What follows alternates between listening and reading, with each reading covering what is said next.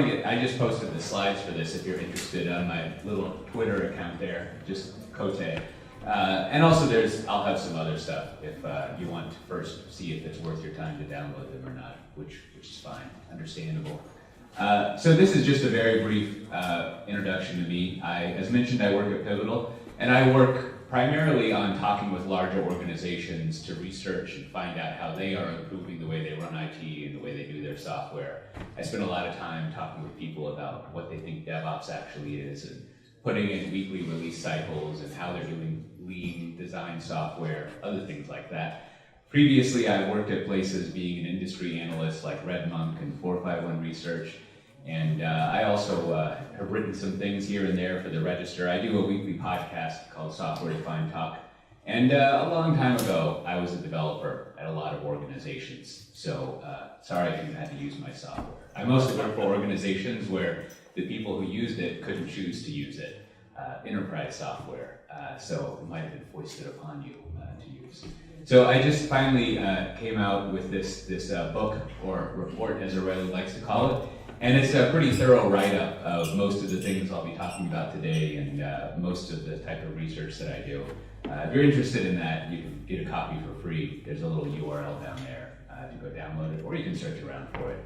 But that's a brief introduction to what I do and kind of what I'm focused on. Again, thinking about how organizations look at their custom-written software and how they're improving not only like the runtime ability, if that's a word, but also the actual quality of the features, the products that are in there, having software be useful.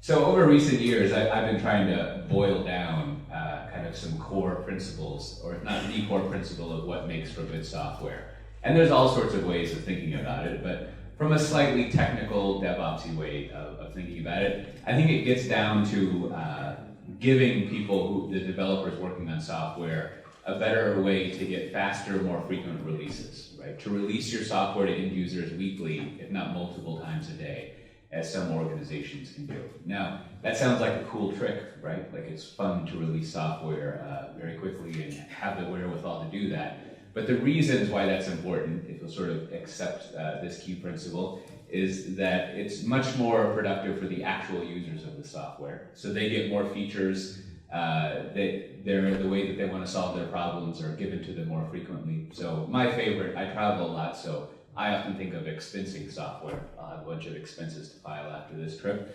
And you know, if it had more and more features coming out that made my life easier, I probably would not use my expensing software as an example of bad software so much. Now also, when you can release your software more frequently, it means you can more quickly fix any operational bugs that you have, security bugs that you have. So if you can release your software multiple times a day, when you find a bug or a production configuration problem, that means you have a reliable way to update it. So it adds this resilience and much better operational efficiency to it. And then finally, because the software stays up and running, and because it's more productive for users and it matches what they want to do better, if you happen to be, unlike a previous speaker who is perhaps lucky not to have to worry about the revenue and the profits of the company they work for, the business quality, but for most of the other people, it actually improves the way the business is running and makes you, people who are running and writing the software, much more valuable to them. So just to give you one quick example of what it looks like, the end state of doing better software. Here's an example from, I'm American, so pardon my pronunciation of our friends up north there from Orange, and how they improved the way they did their software to improve what their users were doing and improve the business. Now, to be very brief, they sell internet and telephone, all sorts of exciting services to small businesses, little shops out there, and just where you've got a handful of people doing it. And most of the people, when they had an issue or wanted to look up a bill, would have to call someone. They would have to use a call center, which is very expensive and not very fun. It's not really like people enjoy calling other people up to find out what's up with them. And so they wanted to replace it with some software at first. And so they had improved the way they were delivering their software. They could get it out on a weekly basis. They were following a lot of the design processes that I'll talk about. in a little bit. And after a little while, you can see just about what normally would take about a year and a half, they were able to deliver the first version of their product in about 6 months or so after initial setup, and then the first MVP or the first cut at what they were doing, and then start iterating on it. They eventually got to the point where they had an application that was very finely tuned to what these business owners actually wanted to do. And it turns out what they wanted to do was just find their last bill and make sure they could pay it, right? There's all sorts of other interfaces they tried out and ways of getting to it. But because they had improved the way they did their software, and because they could deploy on a weekly basis and not worry about all the configuration management and all the stuff that DevOps seeks to eliminate, they really focused on improving the experience their users had and improving the software. And this, of course, on the business side, right? If you have less people calling into a call center, there's tremendous savings with that. They have more customer satisfaction. Overall, the quality of the business improves directly because the quality of the software is improved. But generally, I find when I come to talks like this, no one cares about that, right? Like, they could care less about improving the business and what the customer experience is. They're more focused on how they can improve how they're doing work, how the processes they work on can get better, learning new technologies to use. And if people benefit from it, great. Let alone the business people, who knows what they're up to, right? Like, we'll let them worry about benefiting from us operating efficiently in IT. So that's the only sort of business-centric thing I'll try to mention directly. And the rest of it, I want to spend time going over how I think we can solve one of the major challenges we have in software currently. And I think, if you don't actually care about improving your users' lives or how the business is operating, this is a good goal to kind of set yourself on what we want to target with thinking about DevOps and other cloud-native types of approaches, and therefore what we can do with this power to make our software better. So this is a chart from Forrester. It's a little hard to read if you're in the back there. So one of the great advantages of a chart that's hard to read is I can tell you exactly what I want you to think about it instead of how you interpret it, which now I will do. So what this shows you is over the past 5 or so years, it's been tracking through surveys how frequently people can release their software to production. And we hear about people who can deploy multiple times a day, and if you listen to that much wonderful sort of praise and great congratulatory use cases and stories over the past couple of years, you might have this idea that deploying at least every week is really not that big deal. Everyone must be doing it. But what you see is that overall, we've gotten pretty good as an industry at deploying once every quarter, let's say every 2 or 3 months or so. And we more or less stalled out at that, right? So you can be assured, well, I don't know if you can be assured, but it's a notion that you can accept that it doesn't take us a year or 2 to deploy software. The sort of normal average is about every 3 or 4 months you should be able to deploy your software. But what's depressing about this, again, is that we've stalled out, like we're not improving anymore. And I think what we need to focus on is bringing that tip top of the curve more and more to the, your right side, and improving our ability to deploy software more frequently. Again, because if we can deploy software more frequently, starting off with that key principle, we can improve the quality of our software and the operation ability of our software. So we should focus on making sure we can deploy at an aggregate as frequently as possible and fix this chart up. So that said, I think it's worth considering how much we've improved and being a little happy about that, and thinking, how did we get to this point that we can deploy on average on a quarterly basis, even though we're kind of stuck there. And I think, back when I was an analyst, I was studying and covering DevOps as it emerged in the kind of late 2000s and evolved. And this is, one of the funnier sort of ways of looking at what DevOps did for us and how it got us to that point where we can deploy things quarterly. Now, of course, the notion of more high-performing DevOps people is that they deploy multiple times a day. You hear the astounding numbers of certain companies deploying thousands of times a day and things like that, whatever that means. I don't know if a team of humans would be capable of making that many changes a day, so there must be some robots involved. There's a lot of code to be writing. But anyways, what DevOps was focused on, again in the kind of late 2000s, was much like we talk about with businesses now, a lot of the, I don't know what they were called back then, .com, future, election rigging social companies that were just gestating back then. They needed to deploy their features much more frequently to compete with all the other sort of social and .com companies. And they found it extremely difficult for the developers to actually get their features to production in a competitive way on a weekly or even daily basis. And the reason that is because I think it was my boss, Andrew Clay Schaefer, who termed this thing the wall of confusion. The reason this would happen is developers are very good. I think by the mid-2000s, largely because of Agile and extreme programming and Scrum, they got really good at making a weekly build, right? That would run through their tests, that on their laptop at least, and their development environments would work.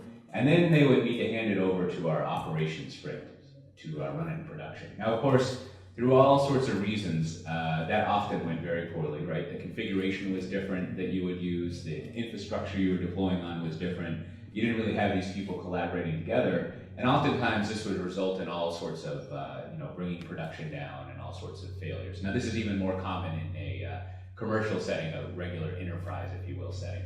So the incentives of our operations sprints, I don't know if you've ever worked in operations, probably some people, but I used to write software for operations people. And basically their incentive is to always keep production up and running, right? Whenever it goes down, that's their problem. If the performance degrades, that's their problem. So if you think about it, every time if they deploy a build and production comes down and goes worse, basically, your immediate human reaction should be like, I know what I should do to do my job. I should never deploy a build, and then I will accomplish my job very well. Now, of course, that's not practical. So what they do is they put this wall here with a bunch of process and well-meaning IT service management and ITEL stuff and help desk stuff. So they're basically slowing down as long as possible. Now, whether they do that sort of connivingly, knowingly, or it just kind of happens without people knowing, you have this effect that all of these builds pile up and you're not able to deploy to production as frequently as you would like. Now, that is not very competitive, right? Like if it takes you that long to deploy to production, you can't really compete against others who are putting out new features all the time. So your business suffers from that. So a lot of what DevOps is trying to solve for was what we should do is, if the problem is that these operations people are some other people who aren't involved in doing the product, and they kind of have to figure it out once that build comes over, we're going to follow a pattern we did back in the early 2000s, right? If you remember this time, Agile developers basically subsumed QA as a role. Now there's QA that's kind of performance testing and manual QA that sometimes still exists. But there's a huge amount, we don't really even think about it that much, but there's a huge amount of QA that happens on developer teams that didn't used to happen, right? So following this same pattern, and as I kind of joked about earlier, the way developers always solve problems is to make people developers. They're just like a blob that takes people over. They figure the best way to solve a problem is you should be a programmer too, which shows you how empathetic they are and nice to people. Anyhow, so they figured we should do that same thing. Like, let's bring these operations people over here and involve them in the process of working on our software and start thinking about not only are we developing our application to go through the weekly build and run our test correctly, but we're also thinking about deploying it to production, and we're learning how to code that. And what you end up seeing is all of the puppets and the chefs and the way of automating things and thinking about infrastructure as code and so forth and so on that happens. And then also the operations people start not only learning how to be developers more, but they actually start teaching developers to write less bugs, as it were. And this often results in your operations people being a little happier. You're able to actually deploy, you bring down the wall and you can deploy things. And then your business people over there, they get very happy because now they can be much more competitive and release their software very frequently. So things went very well for a while. I think we got to this point where we could release quarterly, again, as an average, so to speak. And then I think what this wall that we've hit is now there's all sorts of great new technologies, all sorts of cloud things to take advantage of. You don't need to run your own servers, and you're going to be serverless and all that, and run your containers. And what that usually means, I think there's a symptom of a problem that you have, and it starts with a bunch of this YAML. Now, I haven't programmed in like 10 years, so I don't actually know what YAML is, but my friends assure me that it's very fun and enjoyable.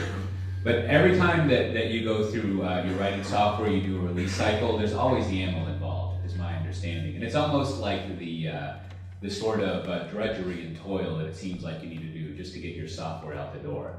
Now, the reason that this is happening, if you look at this kind of landscape of cloud-native technologies, and this is basically kind of capturing all of the logos and all of the technologies, open source and otherwise, that if you were building a contemporary modern sort of infrastructure, architecture, all those fancy words, the stack of stuff you're going to run your software on and the frameworks for architecting it.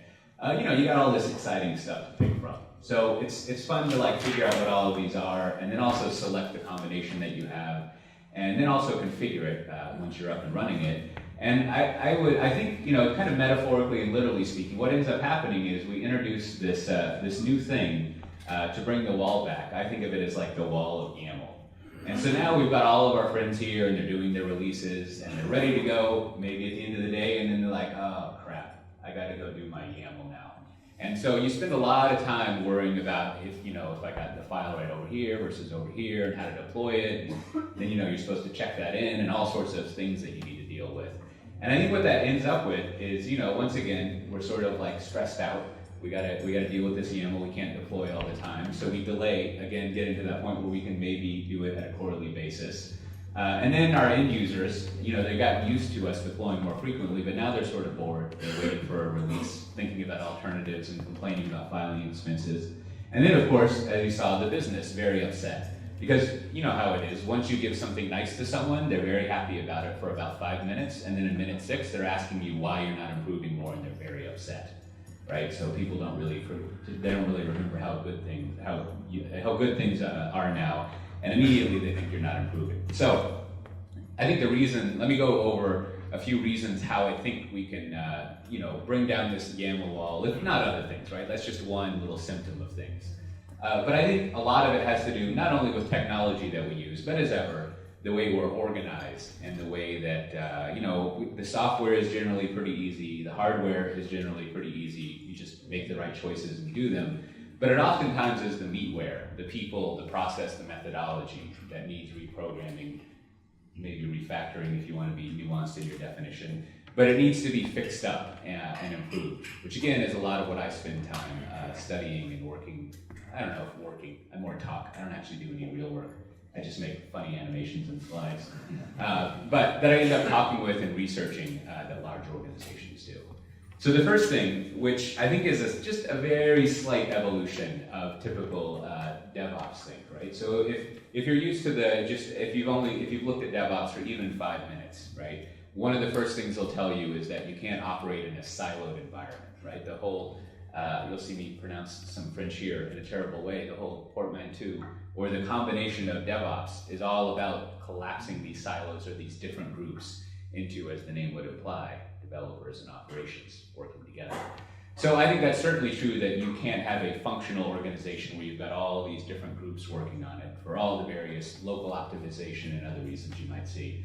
But the evolution that I've seen with this is not only breaking down silos, but when you look at the actual teams doing development, they more and more think of themselves as product teams, right? So they think, just like a software vendor, if we were actually selling this product and paying attention to what users want to do with it, let's put these teams together that are focused on owning, developing, and iterating and product managing that product.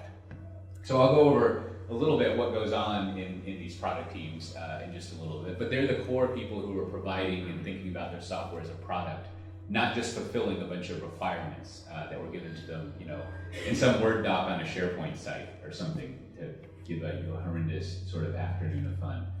But one of the things that also I noticed is slightly different than traditional DevOps think is there's sort of it's hard to like pitch it in a way that doesn't have a bad connotation to it, but basically there's a centralizing and sharing of what people increasingly call a platform. That is a centralized cloud, if you will, and the way of using the cloud and the services around that. Whether you're using public cloud or private cloud, more and more there's this team of people that we at Pivotal call platform operations people, but we like to come up with our own words for things. More than likely people would call them site reliability engineers or an SRE team. And I want to go over a little bit of what this team does, because this is the core sort of thing that enables you to move fast, that enables the developers to focus on product instead of a whole bunch of toil and instead of that YAML so much.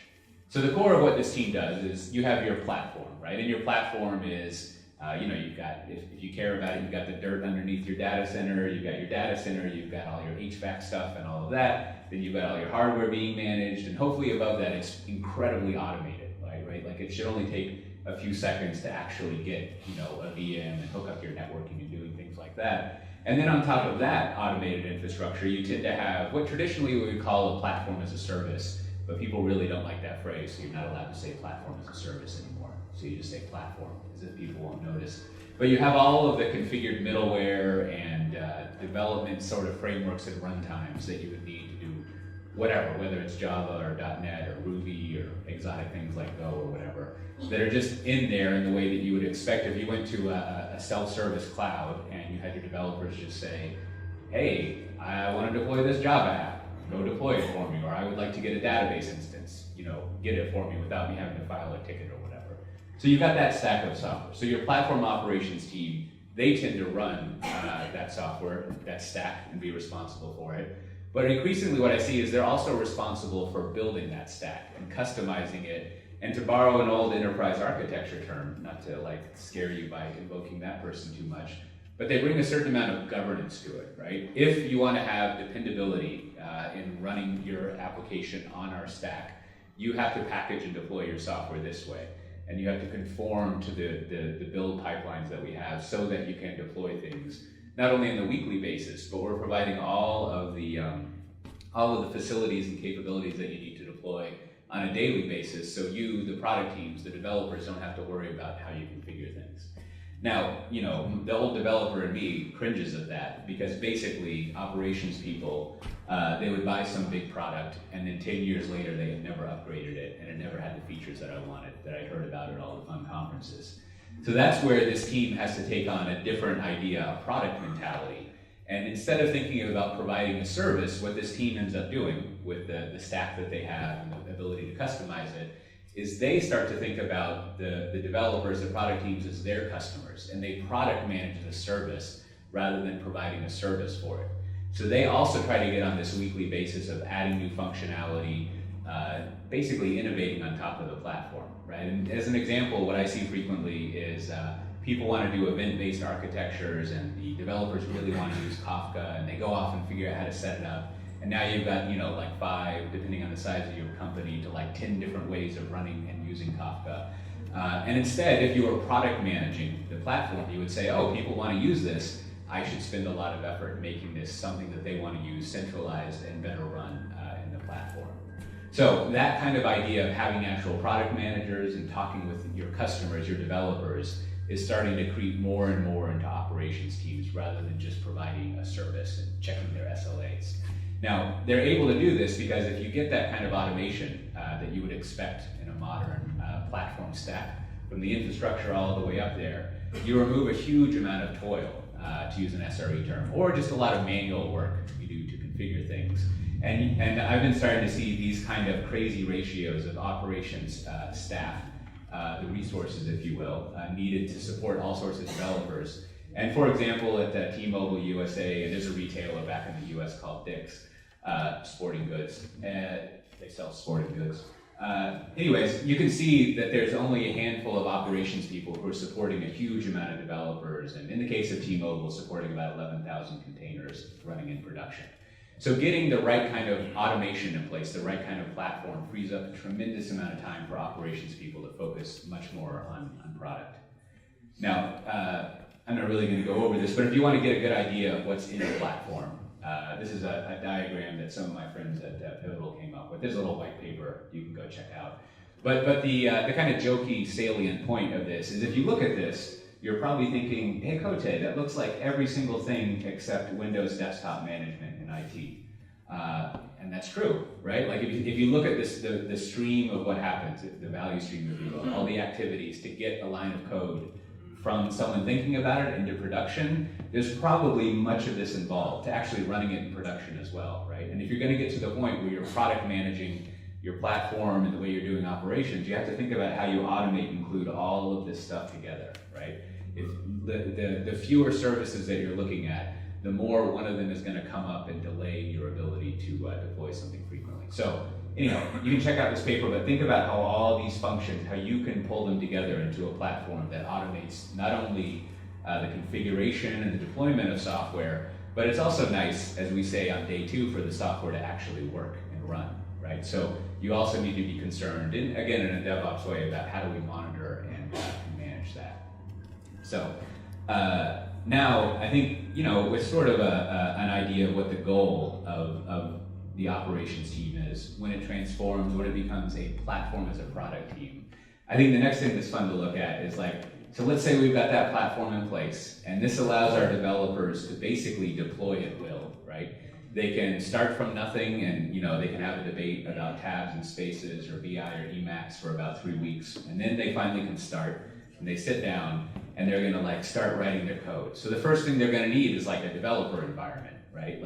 Unless they've collected all their old laptops from the last 10 years and they're running it under their desk or something. But just as one example among many, right? You want your developers to, within minutes, just be able to get a developer environment, right? And that's pretty much as much a replication or as similar to production as possible, but they're gonna need all their databases, their queues, their storage, all of this kind of stuff. And if you're doing a traditional thing, you don't want to have to write up a big document specifying capacity that you need and all this, and have your operations people go off and convert from boxes and arrows to actual things. So again, that degree of automation that within minutes you could get your development environment to get started is kind of where these product teams start off with, right? They can just start thinking about their product and code because you spend so much time on the platform. Now, with all that muck and toil handled for them, right? What are the developers left to do? Now, which I think is a valid question, because I remember when I was a developer, we used to have these things cleverly called, what would we call them? Sprint Zero, which was basically a way of saying all that crap we have to do before we can actually start writing code, because no one else is doing it for us. But once you're into Sprint 1, or whatever you like to call it nowadays, I think the first thing that you think about is, all right, so we don't have to think about operation stuff. We can deploy our software as much as we want to each week, as much as makes sense. What approach are we going to take to making our software better?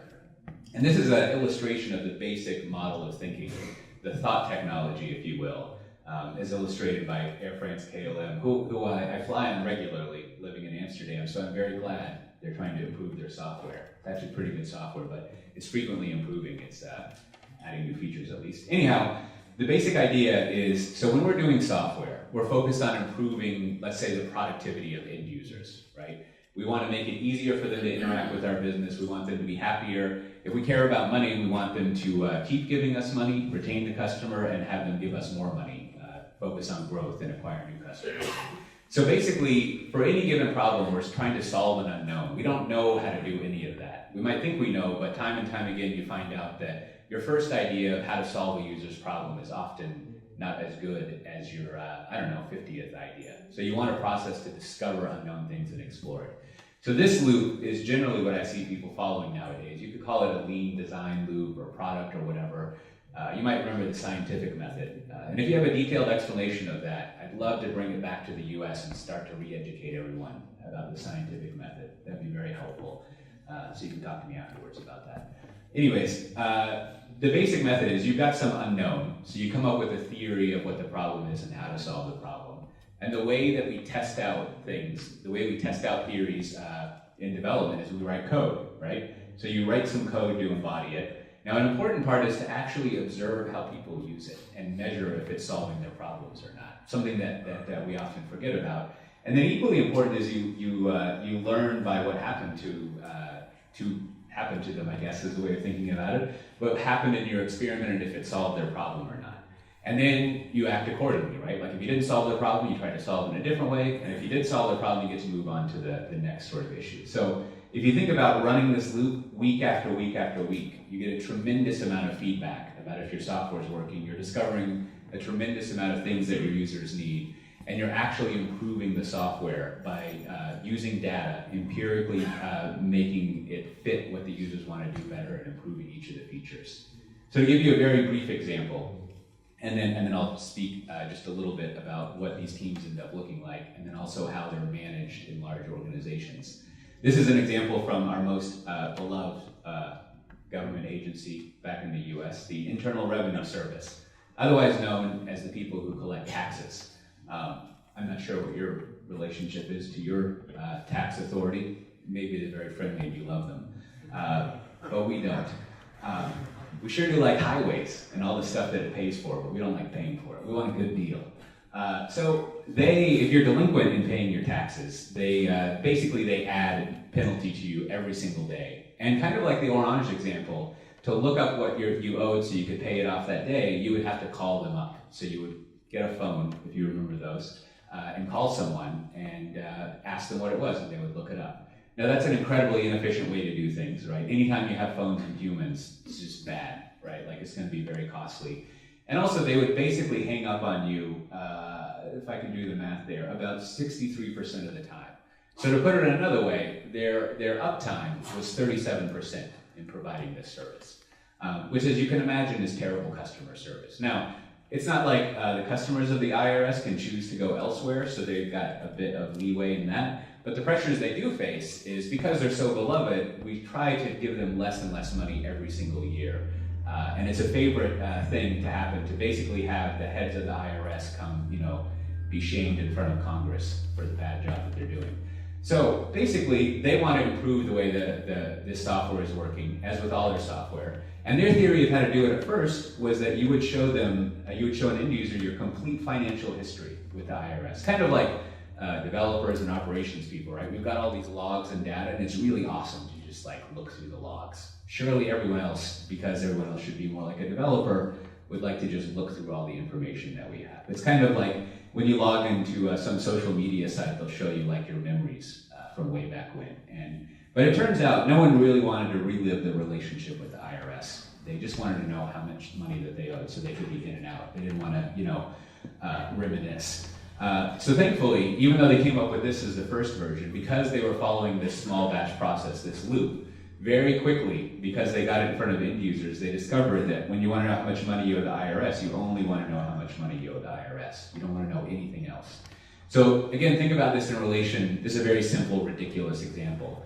But software like this comes up over and over again, where if you're on even a quarterly, but if you're on a long cycle of a year or so, where you come up with an idea of how to solve the problem, you might actually get it into production very quickly once you code it, but you're going to have a very slow response time to figure out the right way to solve the problem. But because they had this process in place, they were actually successful at it and have solved this problem in a pretty nice way. So again, it's ridiculous, but think about software you've used and you've written where you don't quite get it right the first time, and it takes you a long time to experiment and discover the right way to do it.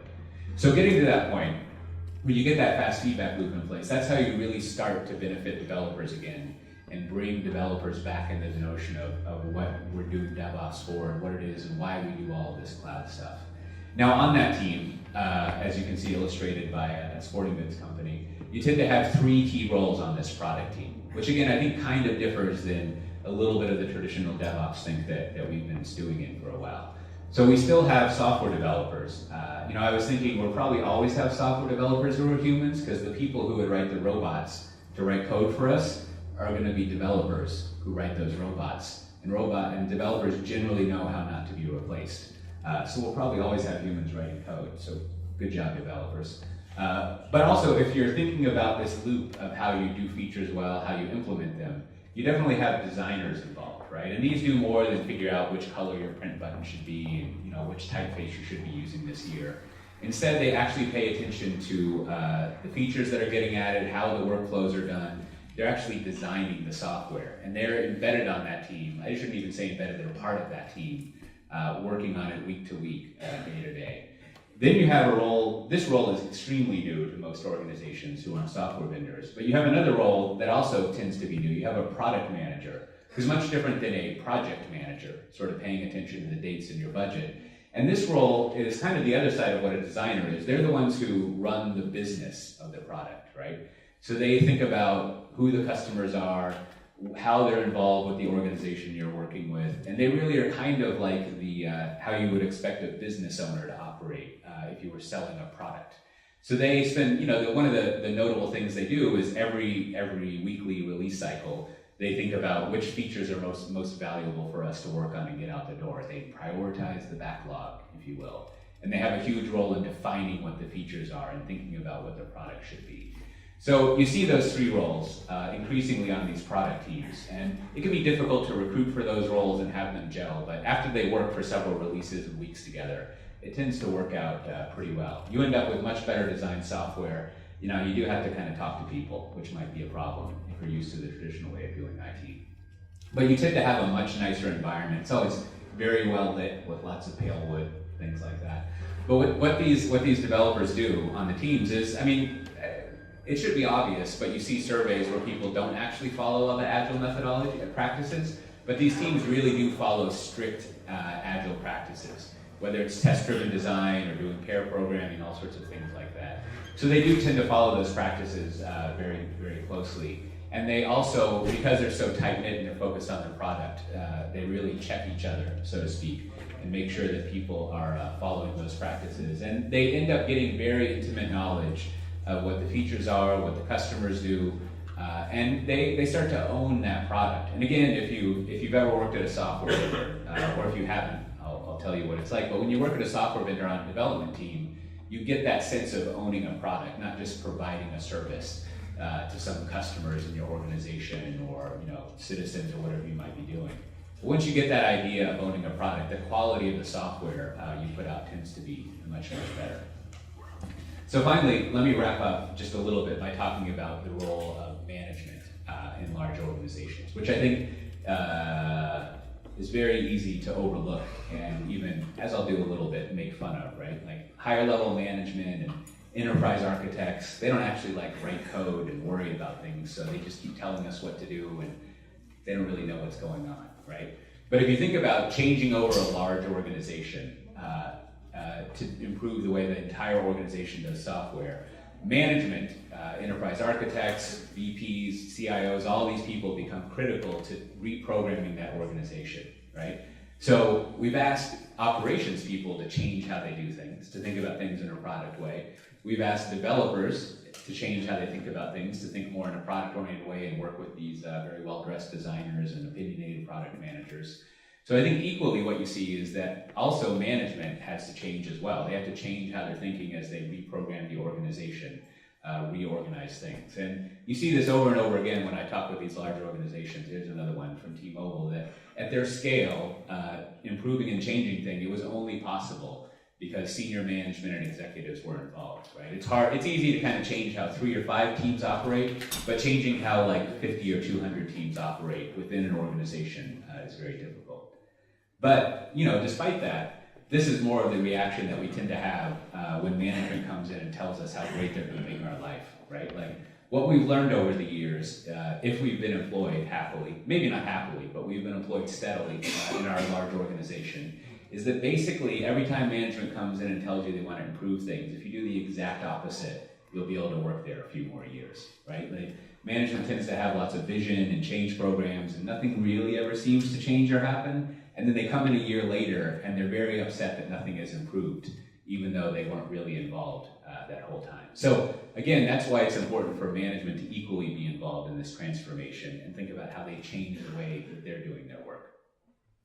So one of the roles that comes up quite a bit, especially now that I spend most of my time in Europe, is the role of the enterprise architect. So every now and then, I'm talking with some people. I'm in usually a room with a lot fewer people than this, and I go over this idea of your autonomous product teams working and your operations people and everything self-service, and then kind of in a unfortunate way for me not knowing my audience, it turns out they're all enterprise architects.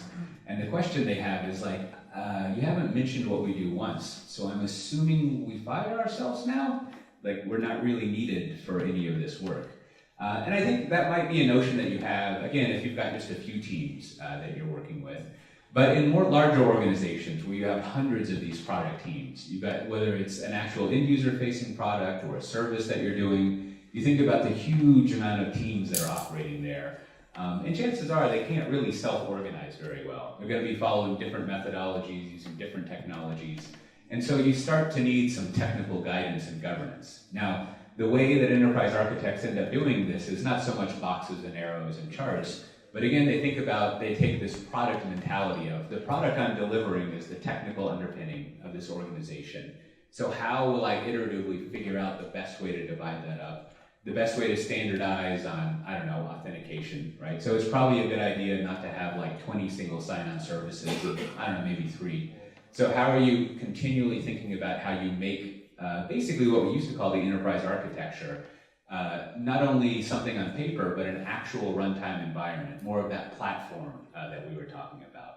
And that's a more hands-on role that I think enterprise architects tend to have when I've looked at organizations. Now, another thing that's easy to look over is we do have all of these teams, and someone had to figure out what these teams are, right? Like, someone had to look at the entire organization and the business they support and say, this team is the bill payment team, and this one is the transfer team, and this one is the fraud detection team. So if you think about all the, whether it's a micro or a macro service, I don't know if there's such a thing as a macro service, it's likely that someone like an enterprise architect is figuring out what all of those are and putting the teams together. So no need for EAs to fire themselves. They just need to start doing a little bit more hands-on work to define those platforms and sort of the team side, the teams that people are operating on. Now, the next two things, before I close out, there are some common patterns that I see management putting into place. One of them, I like to think of it as the, the immutable organization, which, basically is that once you set up an organization and it's successful for a little bit, it's impossible to change. So you can't transform how a traditional organization works. And how I see many organizations getting around this, and there's just a few examples down there, is what they do is they set up a new organization. So just like in an immutable programming, I don't know if you call it programming, but kind of an immutable mindset of doing things, you don't modify an existing entity or thing, instead you create a brand new one. And this is over and over again what organizations tend to do when they find a lot of friction in transforming the existing organization. They start with a couple of teams and they build up a different culture, different processes, technology used in a parallel organization. And they'll call themselves labs or centers of excellence or whatever you might like to think about. But that tends to be a very successful pattern that scales up very effectively because you're not left transforming all of the old stuff. So then finally, as you're building up this new way of doing things and this new organization, another thing that management tends to do that's almost seems a little silly but becomes incredibly important is they think a lot about the marketing around their new organization, their new way of doing things. So not only do they do on a quarterly basis internal conferences and summits where all of the people inside talk with each other, kind of like this, go over practices and what's worked in their organization, but they also, about a year or so into it, they think of a separate brand for the organization and a set of principles that they have. So this big American insurance company, Allstate, they came up with a whole different name. They call it Composed with a Z in the middle.